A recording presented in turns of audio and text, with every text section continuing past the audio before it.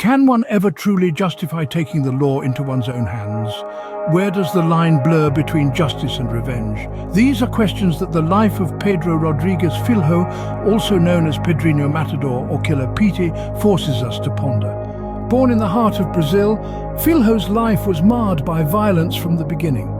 His father's act of brutality against his pregnant mother resulted in Pedro being born with an injured skull, a physical manifestation of the violence that would come to define his life. In his adolescence, Filho's violent tendencies began to surface. By the tender age of 14, he committed his first murder, a retaliation against the deputy mayor who had fired his father. His second murder, merely a year later, was his own father, a man he killed for brutally murdering his mother. A cycle of violence had begun, one that would continue for decades. Filho wasn't your typical serial killer. He didn't prey on the innocent or the weak. His victims were criminals, drug dealers, rapists, murderers. He claimed to have killed over 100 of them, becoming a vigilante of sorts.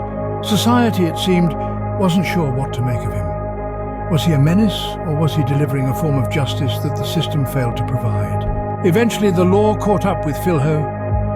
He was officially sentenced for 71 murders and served 34 years in prison. But even within the prison walls, he continued his mission, claiming the lives of 47 inmates. His reign of terror didn't end until his release in 2007. Life outside prison was a stark contrast for Filho. He turned to YouTube, sharing his life experiences and campaigning against gang violence. He became a symbol of redemption, a testament to the possibility of change. But the past, as they say, always catches up. In 2011, Filho was imprisoned again, only to be released 7 years later. His freedom, however, was short-lived. On the 5th of March, 2023, Filho was shot and killed by unidentified assailants. His life had come full circle, ending as violently as it had begun. Pedro Rodrigues Filho's life was a paradox. He was a serial killer, yet he targeted those society deemed undesirable.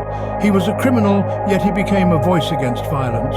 His life forces us to question our understanding of justice and morality. His life story inspired the fictional character Dexter Morgan and gave birth to the term Brazilian Dexter. His life, his crimes, and his transformation were documented in the book Serial Killers Made in Brazil. In death, as in life, Filho continues to bewilder us, challenging our notions of right and wrong.